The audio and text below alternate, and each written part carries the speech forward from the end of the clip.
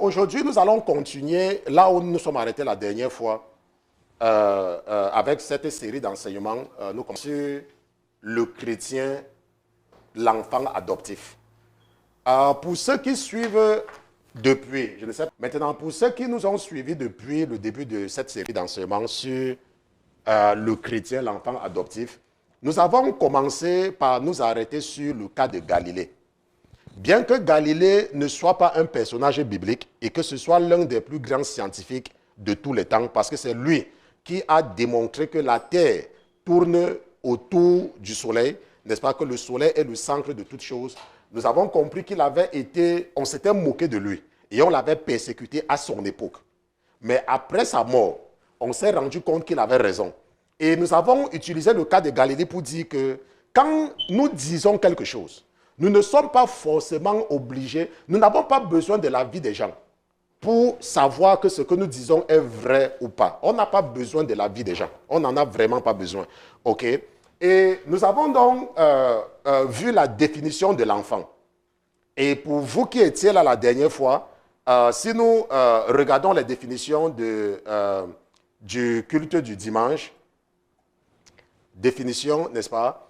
Nous avons vu que par définition, nous allons revenir là-dessus parce que c'est important, l'enfant. OK? Nous avons vu que par définition, l'enfant c'est quoi? C'est l'être humain de la naissance à l'adolescence. OK? C'est ce que nous avons vu. Et nous avons vu que l'adolescence c'est quoi? C'est l'âge de la vie qui suit l'enfance et qui s'étend jusqu'à l'âge adulte. OK? Nous avons vu cela. Et nous avons expliqué que lorsque Dieu a mis dans le cœur des scribes d'écrire sa parole, ils ont écrit à la base de la définition des termes. Ça veut dire que si tu ne connais pas la définition d'un terme, c'est ton problème. C'est ton problème. Ça n'a rien à voir avec... Tu ne vas pas prêter ton ignorance à Dieu. Tu dois comprendre la Bible selon la définition que le dictionnaire donne aux mots que tu utilises. Donc, si toi, tu donnes une autre définition à ce mot, c'est ton problème. Et ça n'a rien à voir avec Dieu, c'est ton problème. C'est que le fruit de ton ignorance. OK? Et nous avons donc également compris ce que c'est qu'un esclave, la dernière fois. Et nous avons vu une définition importante de l'esclave. Et ce qui m'a beaucoup intéressé, et ça m'avait vraiment intéressé. Je ne sais pas là où j'ai mis la définition de l'esclave. Ça devait être... Où est même l'esclave là? J'avais défini ça quelque part. Ça doit être où? Peut-être... Non, ça c'est Galilée. Je ne sais même plus là où j'ai mis la définition de l'esclave. OK, c'est ici. OK, esclave. Nous avons vu parmi les définitions de l'esclave une partie qui est importante. C'était surtout au niveau de la dernière catégorie. Personnes dont la volonté personnelle, la liberté de jugement ou d'action sont entravées ou abolies par l'action des forces contraignantes. Bonne ou mauvaise, intérieure ou extérieure à l'individu, par exemple. Passion, instinct, contrainte sociale, valeur morale, déterminisme physique ou historique. Et nous avons compris, nous avons pris le cas, par exemple, des femmes africaines qui ne travaillent pas. Vous savez que pour les femmes africaines, le mariage, c'est un trophée. Quand elles se marient, ça veut dire que le trophée, pour beaucoup de femmes africaines, c'est le mariage. Ça veut dire qu'elles vont tout faire pour se marier. Et c'est pour ça qu'elles ne vont pas hésiter à aller chez les marabouts pour trouver le mariage. On se comprend. Et elles ne savent pas qu'en réalité, elles sont des esclaves. Parce qu'elles n'ont pas la liberté. Elles sont obligées. Quelqu'un les contrôle par les finances. Quelqu'un te contrôle, on te contrôle. Tu penses que tu es libre alors que tu es dans la réalité, tu es esclave. Nous n'allons pas nous attarder là-dessus parce que ce sont seulement les rappels. Et nous avons donc commencé la dernière fois à comprendre que nous n'avons pas une relation directe, n'est-ce pas, comme père et fils avec Dieu. Contrairement aux Juifs, contrairement aux enfants d'Abraham. Nous avons vu que les Juifs, ça veut dire que les enfants d'Abraham qui marchent selon les lois à leur données par Moïse, n'est-ce pas? Ce sont les Juifs, ce sont les gens qui pratiquent le judaïsme. Eux, ils ont une relation directe avec Dieu. Dieu a fait une alliance avec Abraham. Il a dit à Abraham que je vais te bénir et je vais bénir ta postérité. Et tes enfants seront aussi nombreux parce que je vais les bénir. Et la Bible nous dit, et nous avons vu cela dans l'évangile de Matthieu, que Jésus est de la descendance d'Abraham. Jésus est de la descendance d'Abraham. L'évangile de Matthieu au chapitre 1 retrace la généalogie de Jésus jusqu'à Abraham. N'est-ce pas? Jusqu'à Abraham.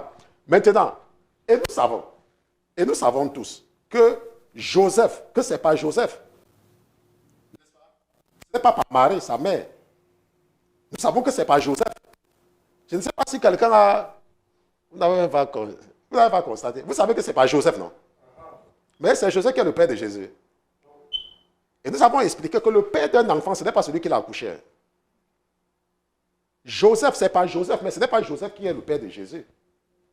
Mais Joseph, c'était le mari de Marie. Et on retrace la généalogie de Jésus jusqu'à Abraham. Donc c'est un mystère. Ok?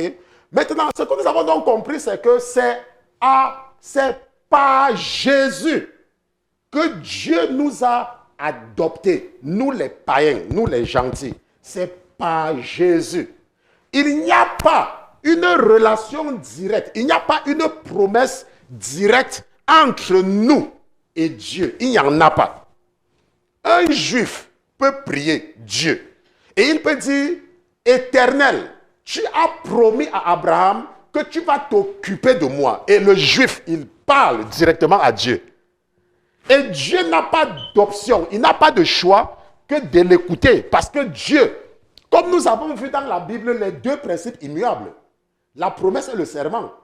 Ok, nous allons revenir là-dessus tout à l'heure. Donc un juif n'a pas besoin de Jésus. On se comprend? Il n'a pas besoin de Jésus. Parce qu'il y a une relation directe entre lui et Dieu. Donc en ce moment, il n'a pas besoin de Jésus. Maintenant, mais nous, sans Jésus, nous sommes zéro. Dieu ne nous connaît même pas. Sans Jésus. Alors que le juif, lui, il va partir, il va dire à Dieu que tu as promis à Abraham. Vous voyez? C'est pour cela que pour le chrétien, tout ce que nous avons, c'est Jésus. Et nous sommes les enfants adoptifs. Et la dernière fois, nous avons vu que si moi, j'ai des enfants, comme ma fille, elle est ma fille biologique. Elle a des droits qui lui sont donnés automatiquement parce qu'elle est ma fille. Maintenant, mais si j'adopte un enfant et je reconnais que cet enfant, c'est mon fils, sur le plan légal, il a les mêmes droits. Il a les mêmes droits, il n'y a aucun. Ça veut dire que le législateur, elle ne va pas venir dire que oh, c'est mon père qui m'a accouché, lui c'est l'enfant que mon père a adopté. Elle va parler seule, elle va parler, la salive va finir dans sa bouche, elle va aller dépenser son argent chez les avocats, ça ne va rien changer. Parce que c'est la loi, on se comprend. Donc l'enfant adoptif a les mêmes droits que l'enfant biologique. Nous avons les mêmes droits. D'ailleurs même, nous avons même un avantage sur eux. Parce que nous, quand Dieu nous regarde, il ne nous regarde pas. Il regarde Jésus. Et Jésus, c'est son Fils unique. Et nous savons tous que même pour une maman qui a des enfants, même si elle a plusieurs enfants, quel est l'enfant qui a le plus son attention? C'est le dernier. Et nous sommes les derniers. Dieu nous a fait en dernier. Maintenant, nous allons continuer aujourd'hui là où nous nous sommes arrêtés, en partant dans Éphésiens chapitre 12. Nous allons lire à partir du verset 6. Allons ensemble dans Éphésiens chapitre 12. Je ne sais pas pourquoi quand je commence mon ordinateur, je ne démarre pas ma Bible. C'est parce qu'il y a beaucoup de choses à faire. Mais pendant que j'attends mon ordinateur, parce que je voudrais que ceux qui sont ici là puissent également voir, comme vous allez voir, n'est-ce pas, en ligne. Nous allons partir dans Éphésiens chapitre...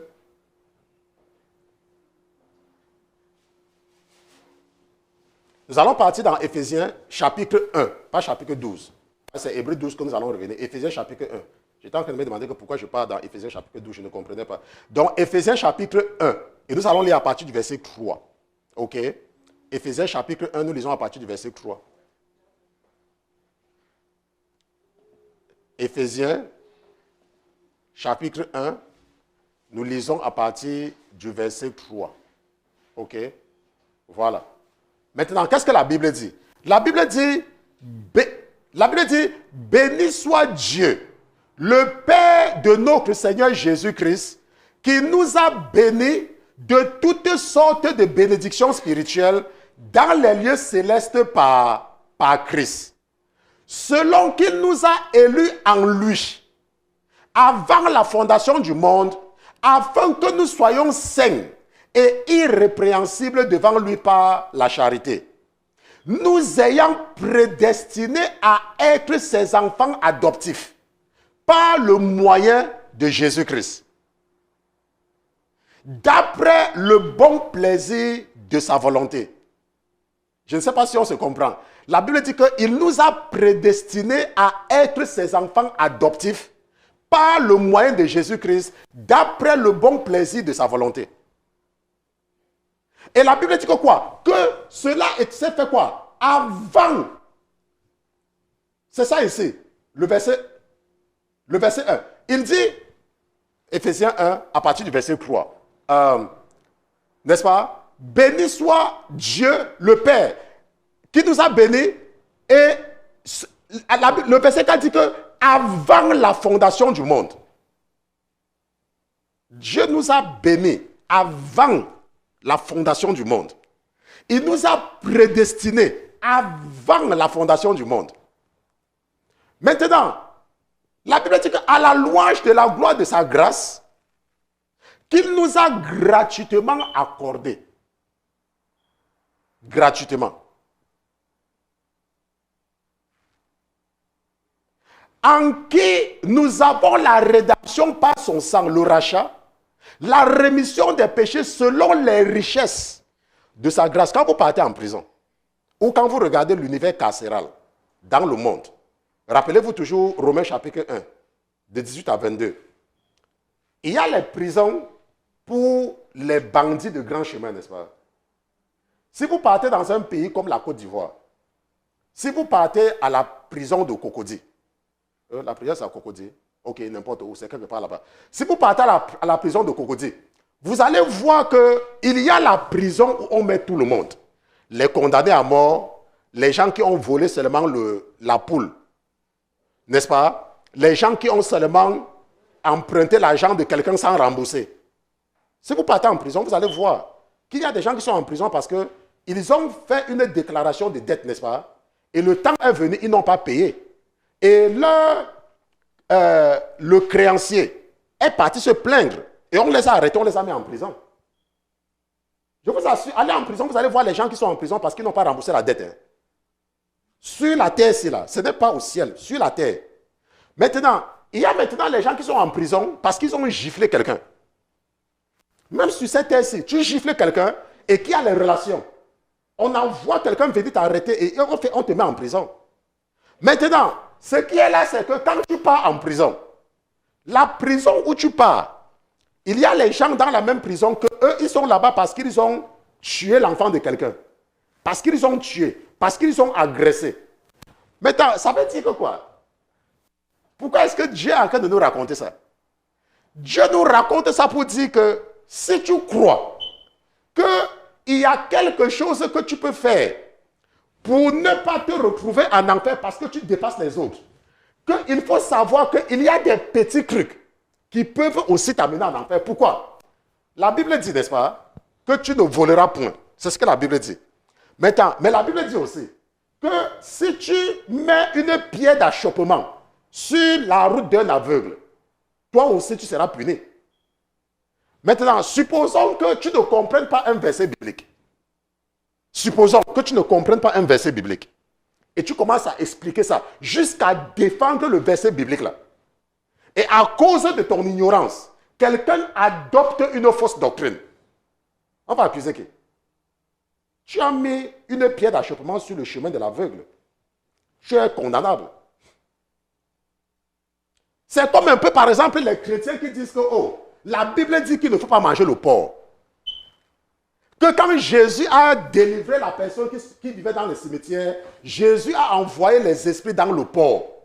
Donc, ça veut dire que le porc a les démons. Et tu encourages ça. Et tu es en train de dire à quelqu'un que, il ne faut pas manger le porc. C'est ce que tu encourages quelqu'un à faire, n'est-ce pas? Et tu te dis que comme toi, tu ne manges pas le porc, et que tu t'es dépouillé, et que tu ne fais pas ceci, ou que tu ne fais pas cela, tu vas partir au paradis. Laisse-moi te dire. En enfer, il n'y a pas seulement les gens qui ont avorté. En enfer, il n'y a pas seulement les gens qui vivaient dans la fornication. En enfer, il n'y a pas seulement les gens qui mentaient ou qui volaient. Il y a des gens aussi qui ont conduit les autres à vivre dans le péché par l'ignorance, par leur propre ignorance. C'est aussi un péché. C'est pour cela que lorsque nous regardons la Bible dit qu'en qui nous avons la rédemption par son sang, la rémission des péchés selon les richesses de sa grâce. Ça veut dire quoi? Ça veut dire que quand tu es un chrétien, tu dois éviter d'avoir le mépris pour les pécheurs. Tu dois seulement éviter. C'est vrai que quand tu viens en Jésus, quand Dieu est en train d'opérer cette transformation en toi, tu as horreur du péché. Mais lorsque tu commences à comprendre, en tant que chrétien, tu dois cesser d'avoir du mépris. Quand tu vois une personne qui vit dans le péché, ça ne doit pas être en toi. Quand tu vois une personne qui vit dans le péché, en tant que chrétien mature, tu ne dois plus regarder la personne en disant que, oh, l'autre là, il vit dans le péché, il vit dans le péché, il va partir en enfer, il vit dans le péché. Non, un chrétien ne regarde pas comme ça. Un chrétien ne regarde pas comme ça. Parce que c'est comme ça que les pharisiens regardaient. Et à chaque fois que Jésus était avec les pécheurs, il disait, hey, si celui-ci connaissait même cette femme, si c'est une prostituée, il ne devait même pas accepter qu'il la touche. Qu'elle le touche. C'est ça, non? Qu'elle le touche. Quand elle est venue avec le parfum. Et qu'est-ce que Jésus a dit? Jésus a dit, elle est venue me mettre le parfum pour qu'on va m'embaumer avec. Jésus n'a pas rejeté cette femme-là. Bon, maintenant, ce que nous voulons maintenant comprendre, c'est, comme nous avons fait tous ces rappels, et nous avons compris cette partie, je devais partir jusqu'au verset 10, je ne vais pas partir jusqu'au verset 10. Nous allons maintenant partir dans Hébreux chapitre 12. Et nous allons lire à partir du verset 6. Parce que maintenant, nous allons maintenant comprendre qu'est-ce que, quand on dit que nous sommes les enfants de Dieu, n'est-ce pas? Nous sommes les enfants de Dieu. Allons dans Hébreux chapitre 12. Hébreux chapitre 12. Et nous allons regarder à partir du verset 6. Maintenant, qu'est-ce que la Bible dit? La Bible dit que car le Seigneur châtie celui qui l'aime. C'est ce qui est écrit dans la Bible. La Bible dit que le Seigneur châtie celui qu'il aime. Et il frappe de ses verges tout fils qu'il reconnaît. C'est ce que la Bible me dit.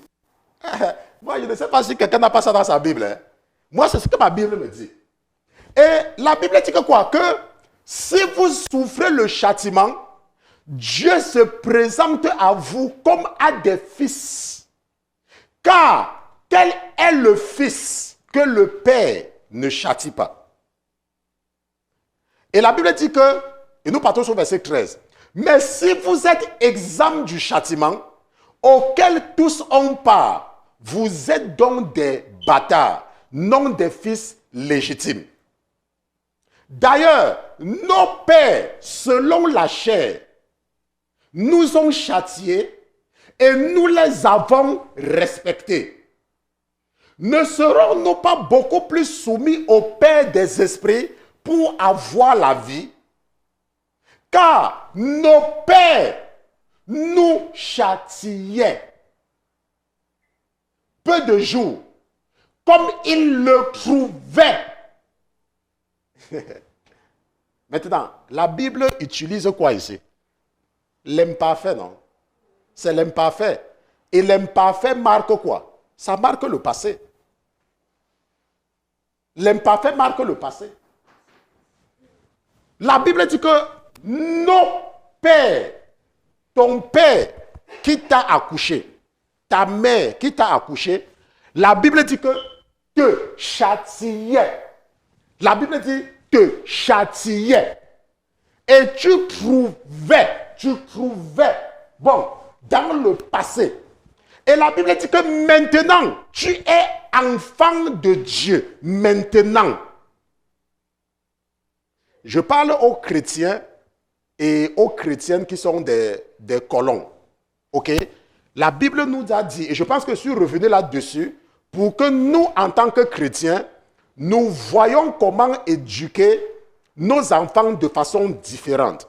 Et ne pas nous comporter comme les gens du monde, qui veulent toujours imposer leur volonté. Lorsque tu accouches un enfant, ce n'est pas pour que l'enfant là soit ton esclave. Tu as accouché l'enfant, quelqu'un t'a aussi accouché.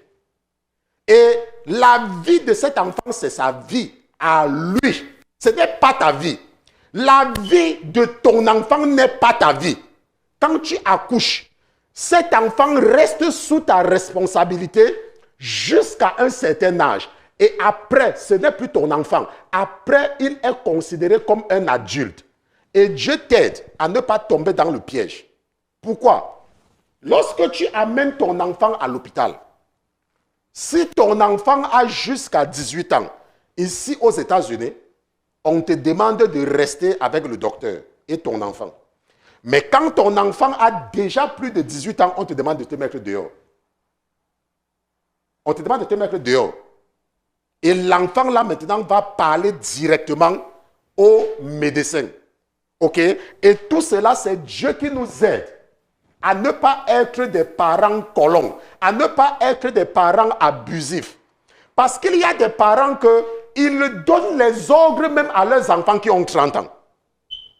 Ils donnent les ordres même à leurs enfants qui ont 40 ans. Ils ne respectent pas la volonté de la vie de quelqu'un. Ce n'est pas ta vie. Je veux que le chrétien ou la chrétienne comprenne que la vie de ton enfant, ce n'est pas ta vie. C'est la vie de ton enfant. C'est sa vie à lui. La preuve, c'est que si la personne que tu considères comme ton enfant pas maintenant commettre un meurtre, ce n'est pas toi qu'on va venir arrêter. C'est lui qu'on va arrêter. C'est elle qu'on va arrêter. Et c'est lui qui va faire la prison. Et c'est elle qui va faire la prison. Mais pourquoi quand ton fils doit faire un choix, ou quand ta fille doit faire un choix, tu veux lui imposer ton choix? Non. Pas les chrétiens, pas nous. Les païens, pas les chrétiens. Je respecte le choix des autres. On se comprend? Maintenant, la Bible me dit que nos pères nous châtiaient. Maintenant, je sais qu'on va partager mon écran. Il est vrai que tout châtiment ne paraît pas sur le moment un sujet de joie, mais de tristesse. Mais ensuite, il produit un fruit paisible de justice pour ceux qui ont été ainsi exercés. On se comprend? Maintenant, fortifiez donc vos mains languissantes et vos genoux affaiblis et faites à vos pieds un chemin droit, afin que ce qui cloche ne se dévoie pas, mais plutôt qu'il soit guéri. Maintenant, si nous revenons au verset 3, ok, qu'est-ce que la Bible dit? La Bible dit que, je pense que nous avons lu à partir du verset 6 plutôt. La Bible dit que quoi? La Bible dit que le Seigneur châtie celui qui l'aime. Ça veut dire que quoi? Ça veut dire que si tu es un enfant de Dieu, si tu es un enfant de Dieu, et quelque chose t'arrive, Tu accuses le diable pourquoi alors? Hein? Tu accuses le diable pourquoi? Si tu dis que tu es un enfant de Dieu et quelque chose t'arrive, le diable a quoi à chercher dedans? Le diable n'a rien à chercher dedans. La Bible dit que Dieu lui-même peut te punir. Dieu lui-même peut te châtier. Attends, le diable vient chercher quoi sur ça? Parce qu'il y a des chrétiens que, à chaque fois que quelque chose les arrive, c'est le diable. Ça veut dire quoi? C'est ce que le verset ci dit. Quel est le fils que son père ne châtie pas? Et il dit, mais si vous êtes exempt du châtiment auquel tous ont part, vous êtes des bâtards, non des fils légitimes. Ça veut dire que si à chaque fois que quelque chose t'arrive, tu glorifies Satan, ça veut dire que Dieu n'est pas ton père. Ça veut dire que tu es un fils légitime. Ça veut dire que tu viens seulement te mélanger au milieu des enfants de Dieu. Et que toi, tu n'es pas un enfant de Dieu. Pourquoi? Pourquoi? Deutéronome chapitre 8. Deutéronome chapitre 8. Regardons à partir du verset 2. Parce que parfois, il y a des gens, quand ils viennent à Jésus, et leur vie ne donne pas comme ils le croient, ils se disent que, oh, c'est le diable. Ça n'a rien à voir avec le diable. Deutéronome chapitre 8 à partir du verset 2. La Bible dit que quoi? Et souviens-toi de tout le chemin par lequel l'Éternel, ton Dieu, t'a fait marcher. Pendant ces 40 ans dans le désert, afin de t'humilier et de t'éprouver pour connaître ce qui était dans ton cœur et savoir si tu garderais ses commandements ou non. Ça veut dire que tu peux venir à Jésus et tu pries et ta vie ne change pas encore.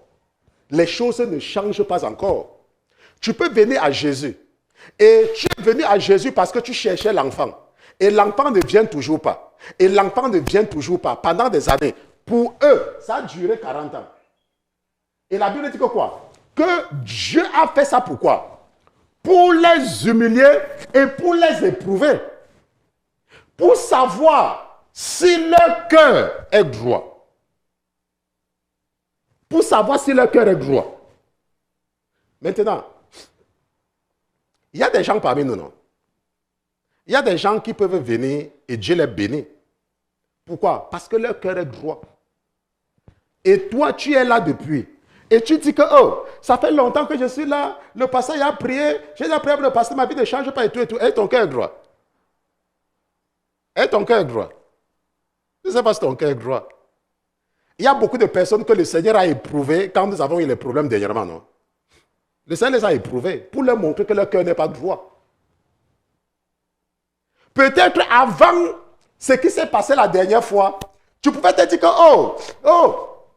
le pasteur, quand le pasteur t'appelle, tu dis que pasteur, oui, pasteur, tu secoues la tête comme le lézard. Et Dieu crée une situation dans la vie du pasteur. Et tu te comportes comme tu te comportes. Qu'est-ce qui s'est passé? On t'a éprouvé, tu es tombé. Ça veut dire qu'on a vu, il y a des moments où Dieu peut te laisser parce qu'il est en train de vouloir voir si tu es un hypocrite ou si tu es une hypocrite, c'est tout. La Bible dit qu'il t'a humilié afin de t'éprouver. Il y a des gens dont le cœur n'est pas droit. Il y a des gens qui ne sont que des hypocrites. Et qu'est-ce que la Bible dit? La Bible dit qu'il t'a donc humilié et t'a laissé avoir faim. On ne dit pas que c'est Satan. Hein? On ne dit pas que c'est Satan. On dit qu'il t'a humilié et c'est lui qui t'a laissé avoir faim. Pourquoi? Mais il t'a fait manger la manne. Ça veut dire que seulement un peu. Tu avais seulement le peu. Parfois, il n'y avait même pas. Juste le peu pour survivre. Que tu ne connaissais pas, que n'avaient pas connu tes pères. Afin de te faire connaître que l'homme ne vivra pas de pain seulement, mais que l'homme vivra de tout ce qui sort de la bouche de l'Éternel. Que l'homme ne vivra pas de pain seulement. Il y a des gens que Jésus est avec eux quand ils ont un bon travail. Jésus est avec eux quand ils trouvent le mari. Jésus est avec eux quand ils ont l'enfant. Il y a des gens comme ça. Que voilà quand Jésus est avec eux. Tu peux être avec Jésus. Je vous ai raconté, j'étais avec les femmes hier, où j'ai dit aux femmes que moi, quand j'étais à l'université, Dieu, pour m'amener à lui, m'a fait partir en Angleterre, où je suis resté en Angleterre et je portais mes diplômes dans mon sac. Je portais mon attestation de recherche et de PhD dans mon sac. J'avais mes maîtrises et mes DEA dans mon sac. Il m'a amené quelque part pour m'éprouver. Et quand j'ai accepté Jésus, qu'est-ce qui s'est passé? Maman, tu sais qu'est-ce qui s'est passé? On m'a rapatrié. On m'a rapatrié. La Bible dit qu'il t'a humilié. Je me rappelle quand je suis arrivé dans mon pays, comme mon papa, n'est-ce pas, avait plusieurs femmes, les femmes, les enfants des autres femmes, par derrière, ont commencé à se moquer de moi. Que, n'est-ce pas, ils croyaient qu'il est parti chez les Blancs. N'est-ce pas, le voilà qu'on a rapatrié.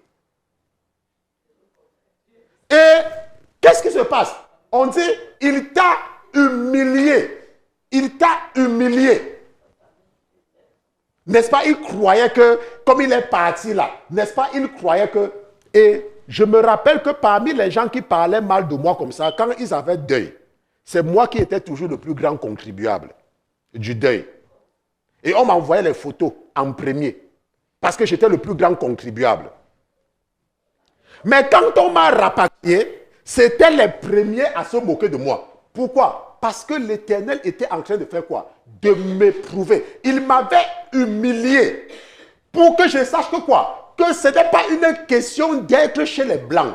Que ce n'est pas une question d'avoir un travail. Que c'est une question de rechercher sa volonté. À lui d'abord. D'abord. Maintenant, la Bible dit que ton vêtement ne s'est point usé sur toi et ton pied ne s'est point enflé pendant ces 40 années. Nous sommes en train de partir jusqu'au verset 5. Reconnais-t-on en ton cœur que, ouais, je voulais que quelqu'un lise ça, que l'Éternel, ton Dieu, fait quoi? Te châtie comme un homme châtie son fils. Parce qu'il y a des spécialistes dans le corps de Christ, les adeptes de l'ennemi, qu'à chaque fois que quelque chose arrive, it's the devil, it's the devil, it's the... Moi, le diable n'a pas accès à ma vie. Le diable vient chercher quoi dans ma vie? Qu'est-ce que le diable vient chercher dans ma vie? It's the devil, it's the devil. Quel devil? Il n'y a pas de devil dans ma vie. Tout à l'heure, on avait un problème. Tout à l'heure, pendant l'adoration, on avait un problème. La voix de la sœur revenait dans le truc. N'est-ce pas? La voix de la sœur, ça revenait. Et j'étais placé ici, là. À un moment donné, j'ai constaté que ça la dérangeait un peu et puis j'ai suivi qu'il y avait la voix qui revenait. Venez voir quelque chose dans d'autres églises. Il y a les gens, s'ils avaient les intercesseurs au fond là, ils disent que, comme, les hands, let's pray. Ils sont en train d'attaquer le baffle. Ils ont attaqué quel baffle? Le problème, c'est qu'il y avait un problème technique. Je suis descendu ici et je suis parti, j'ai regardé qu'il y a un problème technique et j'ai arrêté ça. Le diable vient chercher quoi sur ça? Maintenant, dans cette expérience-ci, dans cette expérience, pourquoi est-ce que Dieu a permis ça? Dieu a permis ça parce qu'il voulait enseigner quelque chose de nouveau au frère Olivier. Il voulait lui enseigner quelque chose. Et il a créé ça. Maintenant, le frère Olivier maintenant sera conscient. Il va maintenant mieux comprendre ce que je lui avais dit, de ne pas faire quelque chose. Mais Dieu, il a créé la situation. Le diable vient chercher quoi dedans? Maintenant, supposons que je n'étais pas un ingénieur. Et je devais dire aux gens que, oh, vous les gens qui priez là, pardon, commencez à prier. Et vous devez venir les voir. Oh, I rebuke you, I rebuke you, devil, fire, fire, I rebuke you. Il n'y a pas fire sur ça. Il n'y a pas fire sur ça. Moi, le diable n'a pas accès à ma vie. Il vient chercher quoi? Il vient chercher quoi? Nous allons voir quelque chose. Nous allons voir quelque chose. Allons un peu dans Exode chapitre... Allons un peu dans Exode chapitre 23. Avant d'aller dans le chapitre 23, partons dans le psaume 34 d'abord. Parce que je veux que vous compreniez quelque chose. Psaume 34. C'est 34 là-bas? Non, ce n'est pas 34 là-bas. C'est 34 ici. Ok, c'est 34 ici. Regardons le verset 7. Psaume 34, parce que dans certaines Bibles, ça amène à côté, ça amène à droite. Je ne sais pas si ici, ça sera à partir du verset 8. Parce que ici, là, le 8, ça marche. Ici, là, c'est le 7. Mais, ok, ça va, 7. Allons à 7. Ça va toujours donner. Maintenant, voilà ce que la Bible dit, n'est-ce pas? Regardons ensemble, regardons. Cet affligé a crié, et l'Éternel l'a exaucé, et l'a délivré de toutes ses détresses. Cet affligé a crié. Et l'Éternel l'a exaucé et l'a délivré. Et la Bible dit que quoi? La Bible dit que quoi? Que l'ange de l'Éternel campe autour de ceux qui le craignent. Et fait quoi? Et il les délivre.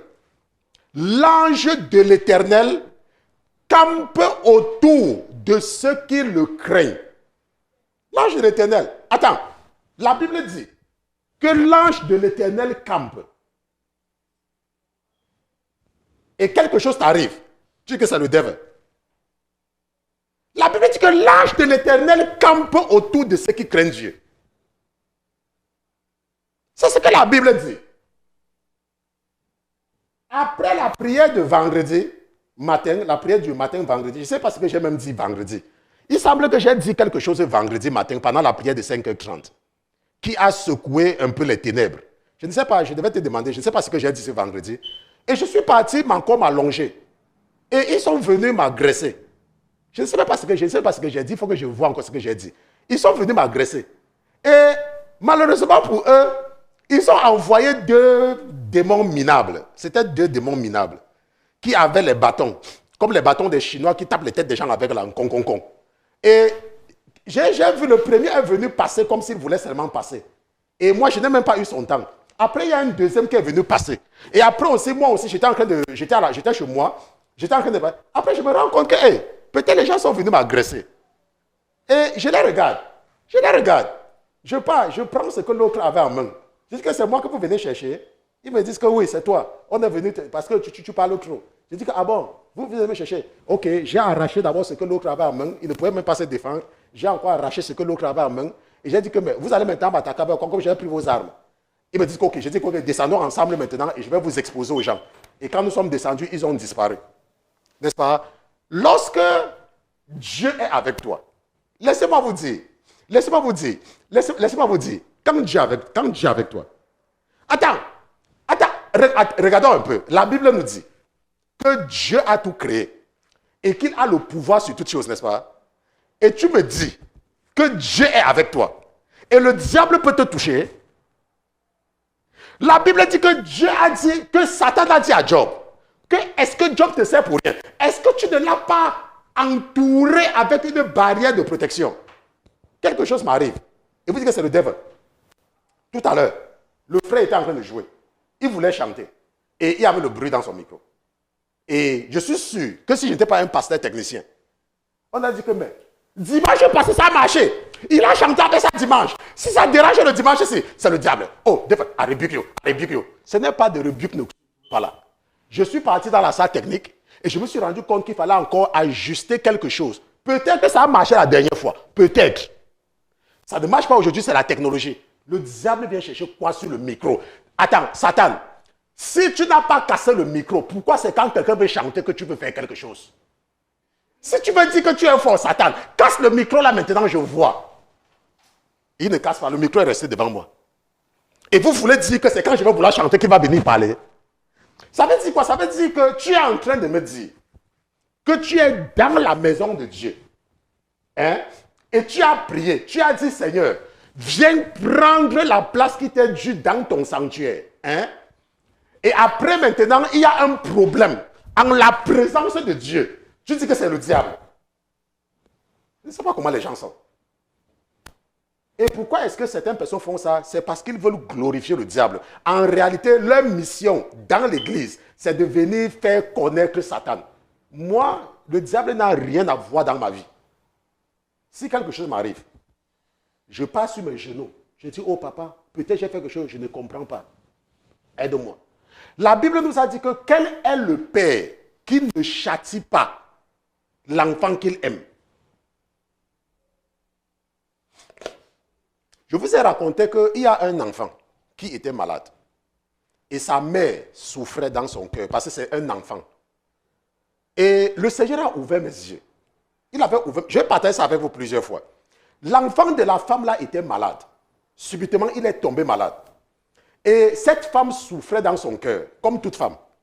N'est-ce pas? Parce que parfois, les femmes pensent que les hommes, ça ne les fait pas mal. Ça fait aussi mal aux hommes, mais c'est que nous sommes les hommes. N'est-ce pas? Le cœur que Dieu nous a donné, ce n'est pas le même cœur qu'il vous a donné. Parce que les femmes même souvent font le film et croient que l'homme s'en dit rien. Ça dérange aussi les pères de famille. Okay? Quand tu es une femme et que ton mari est là, l'enfant est malade, il joue le courageux, ce n'est pas que ça ne lui dit rien. C'est que son cœur n'est pas comme ton cœur. Okay? Maintenant, elle était là. Le Seigneur m'a ouvert les yeux.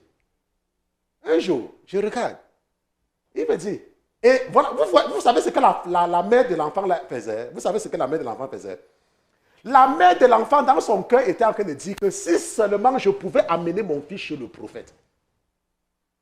Or, ce que Dieu attendait de la mère de cet enfant, c'est qu'elle parte sur ses genoux pour prier à lui. Mais toutes ses intentions, elle ne s'est pas permis. Il dit que mon fils regarde. J'attends qu'elle prie. Mais elle, dans son cœur, elle va aller voir le prophète. J'attends qu'elle prie. Mais elle va aller voir le prophète. J'attends. Et le Seigneur attendait qu'elle prie. C'est ce qu'il dit que regarde. Elle va aller voir le prophète. Et moi, j'attends qu'elle me prie à moi. Il y a des gens comme ça. Tu as un problème. Dieu veut que tu lui parles. À lui. Maintenant, le prophète que tu vas voir là, lui va aller parler à qui? It's the devil. Le diable va chercher quoi dedans? Maintenant, allons dans Exode chapitre 23. Ça, c'est l'un des premiers versets que j'ai retenu quand j'ai donné ma vie à Jésus. Exode chapitre 23. Et pendant longtemps, je marchais avec le passage ici là. Lisons à partir du verset 20. Ok? Ça, c'est le premier verset. Ça, c'est, quand j'ai donné ma vie à Jésus, c'est l'un des premiers passages que j'ai retenu dans la Bible. Ce qui fait que même jusqu'à aujourd'hui, même si ça se passe n'importe comment, quelqu'un me demande le passage, je vais le donner seulement. Exode chapitre 23, voici. Ça, c'est l'Éternel qui parle. Hein. Ce n'est pas quelqu'un. Ça, c'est Dieu lui-même qui parle. Il dit, voici, j'envoie un ange devant toi pour te garder dans le chemin et pour t'introduire au lieu que j'ai préparé. Il dit, voici, j'envoie un ange. C'est cet ange qu'on appelle l'ange de la promesse. Dieu dit, voici, j'envoie un ange devant toi. Pour faire quoi? Pour te garder. Et pour faire quoi? Dans le chemin. Et pour t'introduire. Pour te garder. Maintenant, il dit, prends garde à toi en sa présence et écoute sa voix. Et ne lui sois point rebelle. Car il ne pardonnera point votre péché parce que mon nom est en lui. L'ange de la promesse. Et la Bible dit que, mais si tu écoutes attentivement sa voix, et si tu fais ce que je te dirai, je serai l'ennemi de tes ennemis et l'adversaire de tes adversaires. Maintenant, tu me dis, bon, à moins que tu ne me dises, comme j'étais avec les femmes hier, n'est-ce pas, dans le cadre des secrets d'amour, et je les expliquais le principe des réfugiés spirituels. N'est-ce pas, si tu as une femme et que tu ne gênes pas souvent avec elle, parfois je parle là-bas, hein, et je parle les choses qui sont intéressantes. Donc, comme toi, tu ne veux même pas te connecter avec les autres femmes là, même ce que j'ai parlé hier, je ne parle plus. Je ne parle plus, non. Comme ça, pour écouter ça là, il faut se connecter. Je ne parle même plus. Je voulais parler un peu, je ne parle plus, mais j'ai parlé. On continue ce qu'on fait aujourd'hui là. C'est pas ça. Parce que parfois là, on dit il faut gêner avec les femmes. Il faut se connecter. Mais ce qui m'a intéressé hier, c'était l'intervention d'une... il y a une sœur qui a intervenu hier et elles ont beaucoup parlé de Marie et Marthe, n'est-ce pas? Elles ont beaucoup parlé de Marie et Marthe. Et c'est surtout l'attitude de Marthe, n'est-ce pas, qui était intéressant à suivre. Et j'ai dit que, hey, donc mes filles connaissent la Bible comme ça. Hein. Elles sont intéressantes, mes filles. Je ne parle plus. J'ai parlé déjà beaucoup. Si quelqu'un veut profiter, que la personne se connecte aussi. C'est tous les samedis à partir de quelle heure? À partir de 15 heures de New York, n'est-ce pas? Femmes partagent la parole. et tout le monde peut parler pendant cela. C'est Mélissa qui était coordinatrice. C'est elle qui donnait la parole hier. Maintenant, ce que nous sommes en train de dire, c'est que quoi? C'est que lorsque tu es un chrétien, lorsque tu es un enfant de Dieu, la Bible dit que Dieu lui-même peut te punir si tu fais quelque chose. Lui-même, vous savez comment est-ce que votre Père m'a amené à comprendre lorsque je fais quelque chose et qu'il n'aime pas. Je me suis rendu compte que si je fais quelque chose qu'il n'aime pas, je ne peux pas prier. Je ne peux pas prier. Je vais me mettre à genoux, je ne pourrai pas prier, ça ne sera pas possible. Ça ne sera pas seulement possible. Et vous voyez que lorsque quelque chose arrive, ce que je veux amener quelqu'un à comprendre, c'est que tu ne dois pas toujours donner l'accès au diable dans ta vie en croyant que à chaque fois que quelque chose t'arrive qui n'est pas bien, c'est l'œuvre du diable. Non. Quand tu viens à Jésus, comme nous avons vu tout à l'heure avec Deutéronome chapitre 8, tu peux donner ta vie à Jésus et rien ne change pendant même 1 an. Tu peux donner ta vie à Jésus et rien ne change pendant même 2 ans. Tu peux donner ta vie à Jésus et rien ne change, même pendant 5 ans. Tu peux avoir une maladie. Comme nous avons un de nos frères qui aime le Seigneur. Il aime le Seigneur. Et depuis qu'il a découvert ce ministère, je ne me rappelle pas qu'il a sauté un seul mois sans payer sa dîme. Il est fidèle dans sa dîme. Même s'il fait n'importe quoi, il est seulement fidèle. S'il a oublié même 1 mois, il va dire, oh pasteur, je m'excuse, j'étais occupé. Pasteur, voilà même pour ceci, machin. Il est fidèle. Mais il a une maladie qui le dérange. Maintenant, quelle est la différence entre lui et le païen? C'est que c'est vrai que la maladie là est là. Mais la maladie là ne le détruit pas. Dieu parfois peut permettre qu'une maladie reste en toi parce que c'est la seule chose qui va toujours t'amener à prier. Et que s'il prend la maladie là, laisse-moi te dire, comme cette jeune fille, il y a un temps où nous étions à l'église, il y avait beaucoup de jeunes filles qui venaient dans l'église à l'époque là. Et heureusement que j'ai reçu un esprit qui me permet parfois de les détecter. J'ai compris que c'était des gens qui étaient seulement venus en mission pour détourner beaucoup de jeunes garçons. L'autre jour, j'ai vu la photo d'une sur Facebook. J'ai dit que mais ce n'est pas celle qui venait souvent à l'église. Elle est même devenue même pire. La façon qu'elle s'habille, hein, elle s'habille même pire même qu'une prostituée qui n'a jamais connu Jésus. Mais à un moment donné, elle était la première à l'église. À un moment donné, elle était la première à l'église. Elles sont même 2. Je les ai vues sur Facebook l'autre jour. J'ai dit que mais celle-ci, c'est comme si elle n'a jamais connu Jésus dans sa vie. Elle s'habille mal. Maintenant, elle venait donc chercher quoi à l'église? Elle venait chercher quoi à l'église? Elle venait chercher un mari. Parce qu'il y a dès qu'elle a trouvé le mari, boum, elle est partie. L'autre, je ne sais pas ce qui s'est passé dans sa vie, mais elle s'habille mal. Maintenant, quand tu es un chrétien, c'est que certaines personnes ne comprennent pas. Quand Dieu a fait sortir les enfants d'Israël de l'Égypte, il leur a dit que vous n'allez pas manger ceci, vous n'allez pas manger cela, vous n'allez pas manger ceci, n'est-ce pas? Il leur a dit que quand vous allez vous habiller, mettez quelque chose sur votre habit. Faites comme ceci, machin truc. On se comprend? Pourquoi? Parce que Dieu aime qu'on puisse reconnaître ses enfants. Quand tu es un chrétien, on doit pouvoir te reconnaître. Quand tu regardes un juif, comment est-ce que tu fais pour savoir que c'est un juif? Comment est-ce que tu fais pour savoir? Tout le monde regarde les juifs. Comment est-ce qu'on fait pour savoir? C'est par leur façon de s'habiller. Mais toi, tu me dis que tu es une chrétienne. Tu t'habilles comme une prostituée. Tu es quelle chrétienne? Tu n'es pas une chrétienne. Tu es quoi? Tu es un transfuge. Un transfuge. Parce que tu partais chez les Mariens. À un moment donné, on a mis un esprit entré en toi pour t'envoyer dans les églises de réveil, aller créer les problèmes. Tu es une transfuge. Maintenant, je disais qu'il faut comprendre qu'il y a ce qu'on appelle les réfugiés spirituels.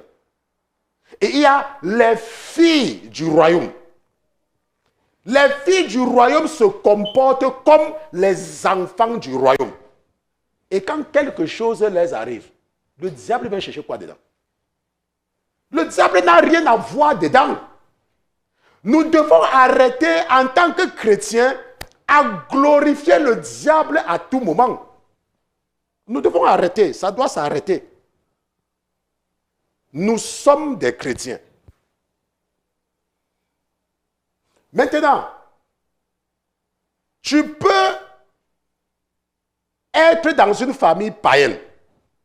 Ou alors peut-être tu as une femme païenne. Ou tu as peut-être un mari qui est païen, n'est-ce pas? Et ça donne une porte d'entrée dans ta maison.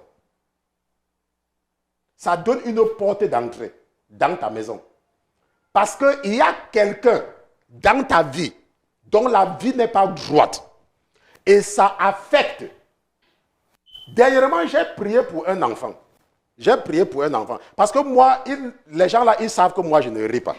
Donc, même quand ils viennent me chercher, ils savent que celui-là, lui, ne rit pas. Parce que moi, je ne suis pas le genre que quand un démon vient m'attaquer, je le chasse seulement. Je le poursuis même. C'est pour ça qu'on sait que moi, on ne me tente pas. Quand nous étions dans les problèmes, vous savez, l'année dernière, quand il y a eu ce petit bruit-là, il y a l'esprit qui est responsable de tout ça qui est venu chez moi. Il est venu entrer chez moi. Tu es venu. Sors! Allez, sors! Allez, dehors! Et je l'ai chassé. Maintenant, j'ai donc prié pour un enfant et le Seigneur a ouvert mes yeux. Il a ouvert mes yeux. Et il m'a montré quelque chose sur cet enfant-là. Il m'a montré quelque chose sur cet enfant. Maintenant, les esprits peuvent prendre possession de ton enfant. Ok? Ils peuvent prendre possession de ton enfant. Et en ce moment-là, l'enfant a besoin de délivrance. Tu peux avoir un esprit qui te contrôle. Ok? Et comme par exemple, je partageais avec une personne que, même dans le ministère, ok, même dans le ministère, ce que je dis là, ce n'est pas moi qui dis forcément. C'est vrai, je lis la Bible, mais il y a un esprit qui opère en moi. Et c'est cet esprit qui vous rend attentif. C'est cet esprit qui me permet en fait d'opérer. Vous voyez, c'est un esprit. C'est un esprit. Et lui, il a reçu cette mission de parler en moi. Et je parle avec autorité. Maintenant, même quand tu chantes, si Dieu t'a appelé quelque part, il y a des gens qui vont t'aider à faire le travail. C'est pour ça que même les artistes du monde, quand ils sortent les albums, moi, je vous dis ça parce que je ne vous donne pas le nom de la personne. Mais l'une des maisons de production les plus riches au monde, je ne parle pas des plus riches en Afrique, je dis au monde. Le monsieur qui a ça, si je peux l'appeler maintenant, il va prendre le monsieur qui a ça. Et un jour, et je pars chez lui, celui que je passe sur Offstate. Un jour, je suis parti chez lui. Et il n'avait pas débarrassé la chambre secrète. Il n'avait pas débarrassé. Ils avaient fait quelque chose la nuit. Et ils ont oublié de débarrasser. Je suis entré dans cette chambre-là et j'ai vu ce qu'ils font aux artistes. N'est-ce pas? Ce qu'ils font. J'ai vu. Je n'avais pas seulement pris les photos. Je vais vous montrer les photos. Vous voyez? Pourquoi? Parce que les artistes du monde, vous ne connaissez pas. Et j'ai partagé ça pendant la prière du matin. Je pense que c'est pour ça qu'ils sont venus m'attaquer, n'est-ce pas? Voilà, maintenant je comprends. Parce que j'ai partagé, le Seigneur m'a montré comment beaucoup de personnes sont piétinées parce qu'ils écoutent la musique du monde. Je parle maintenant, je comprends pourquoi ils sont venus m'agresser après. C'est ce que j'ai partagé sur la ligne de prière. Et ils sont venus m'agresser. Quand tu écoutes la musique du monde, quand tu écoutes, ce qui se passe en fait, c'est que le Seigneur m'a montré qu'il y a un esprit, c'était une femme, responsable de ça. Maintenant, et elle attire les gens à venir l'écouter. Et il y a des gens qui partent seulement parce qu'ils ont vu les autres. Et on les piétinait. On les piétinait. Tu vois, et j'ai parlé à certaines personnes, certains chrétiens qui continuent à écouter la musique du monde. Parce que parfois, comme nous avons vu que le diable ne peut pas faire quelque chose à un enfant de Dieu. Mais si tu ouvres la porte, comme par exemple à ce concert, comme par exemple ces gens qui partent écouter la musique mondaine, les chrétiens qui écoutent la musique du monde, est-ce que c'est Dieu qui t'a demandé d'aller écouter ça? C'est toi-même qui pars écouter, non? Comme par exemple le chrétien qui part en boîte de nuit. Dieu t'a dit que son enfant part en boîte de nuit. Maintenant, supposons maintenant que toi, tu es un enfant de Dieu et tu pars en boîte de nuit. Qu'est-ce qui va se passer? Si on commence à tirer sur les gens là-bas, ça va t'échapper. Si tu t'es resté chez toi, la balle devait venir te trouver. Maintenant, et si tu as les problèmes de dette, pourquoi? Parce que quand tu pars en boîte de nuit, je parle de ce que je connais, hein. Je ne parle pas de ce qu'on m'a dit. Déjà que tous les dimanches, il te faut un nouvel habit. Comme tu es parti dimanche dernier avec tel truc, tu vas te dire que, oh, je n'ai pas envie de partir avec le même habit. C'est comme ça que tu vas partir dépenser l'argent pour acheter les nouveaux habits, n'est-ce pas? Maintenant, quand tu pars de nuit, il faut payer l'entrée.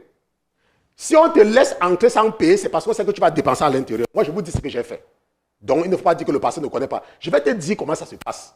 Donc, tu vas en fait te laisser entrer parce que tu vas partir dépenser l'argent pour acheter le whisky. Et quand tu finis là, maintenant, ce qui va se passer, c'est que si une femme peut te séduire en boîte de nuit le soir là, ou un homme, tu vas dépenser l'argent du taxi pour partir avec elle, là où vous allez partir, et tu vas dépenser l'argent pour dépenser, n'est-ce pas? Maintenant, en une soirée, tu as dépensé combien? En une soirée seulement. Ou alors, combien est-ce que ça t'a coûté d'aller en boîte samedi? Prenons un exemple, ça t'a coûté 400 $. Ça t'a coûté 400 $, n'est-ce pas? Moi, je suis un enfant de Dieu. Et je comprends que je ne dois pas aller en boîte de nuit. Qu'est-ce qui se passe avec les 400 $? J'économise. Et je réalise des choses avec. C'est comme par exemple, Dieu te donne les cheveux.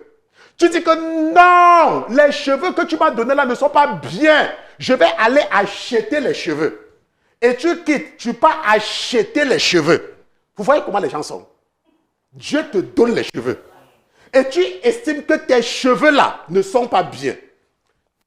Tu dis que Dieu, tu ne connais rien, tu ne connais rien, tu connais rien, tu connais rien. Je vais acheter les cheveux des Brésiliens. Je vais acheter les cheveux des Indiens. Est-ce que vous voyez un peu comment est-ce que le diable nous exploite? Maintenant, quand tu achètes les cheveux de quelqu'un, maintenant la personne vivait dans le péché. La personne vivait dans le péché, la personne était possédée. Et ce sont ces cheveux que tu prends, tu mets sur ta tête. Les cheveux de la personne qui était possédée. Puisque tu prends les cheveux là, tu mets sur ta tête. Et demain, tu commences à avoir mal à la tête, n'est-ce pas? Et tu commences à dire que tu as la marche. Non, le diable en ce moment-là, c'est toi qui l'as invité dans ta vie. C'est toi qui l'as invité. Je me rappelle à l'époque, je connaissais une femme. Elle se plaignait tous les jours du mal de tête. Tous les jours. Et je lui disais que arrête de mettre ces histoires-là sur ta tête. Arrête de mettre ces histoires-là sur ta tête. Et vous savez que parfois, les gens, quand vous les parlez seulement doucement, ils ne comprennent pas. Maintenant, à chaque fois, elle partait à l'hôpital, non. J'avais parlé à l'hôpital, non. Quand elle m'appelait maintenant que je pars à l'hôpital, elle dit que ok, au revoir. Une fois vous avez dit qu'elle part, vous allez dire au revoir. Ça la choque même plus que c'est quelqu'un de la déranger. Je ne sais pas. Une fois elle a dit qu'allons, tu dis au revoir. Et le jour qu'elle a arrêté de mettre ses faux cheveux là sur la tête, les mots de tête sont arrêtés. Donc, si tu es un chrétien, arrête de glorifier le diable. Si tu glorifies le diable, c'est parce que toi-même tu sais que c'est toi qui l'invites chez toi. Ça n'a rien à voir, parce que quand tu es un enfant de Dieu, Dieu te protège. On se comprend? Et nous ne devons plus glorifier le diable.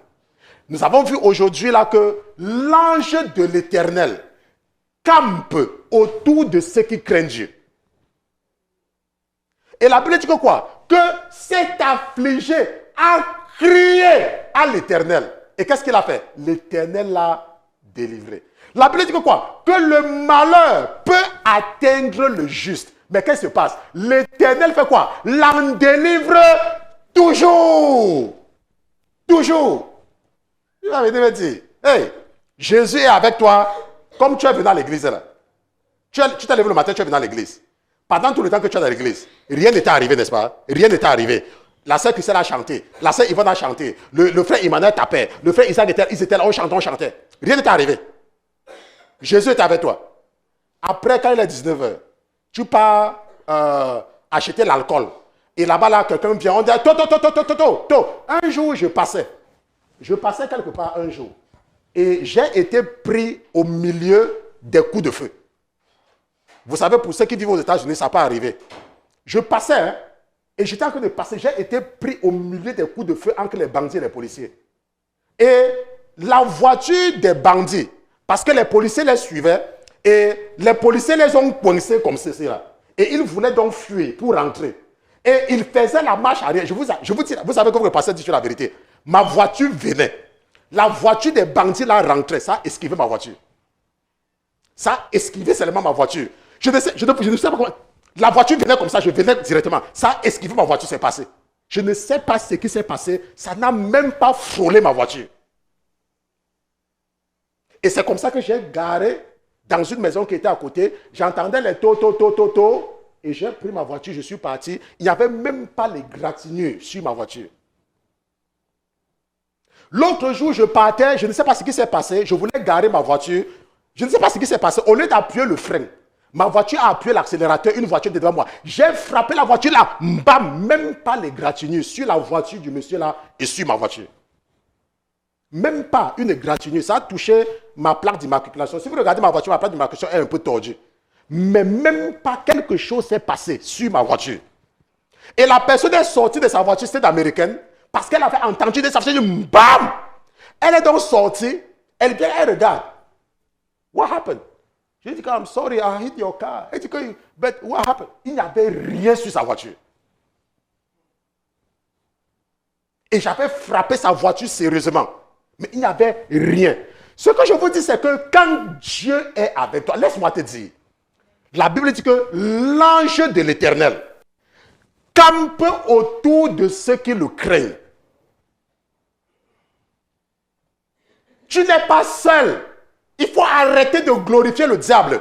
Si quelque chose t'arrive alors que tu sais que tu n'as rien fait, peut-être que tu as fait quelque chose que tu ne comprends pas. Dieu est en train d'attirer ton attention. Mais, oh, it's the devil. Oh, the devil. Let's pray. Oh, I rebuke you fire. I rebuke you fire.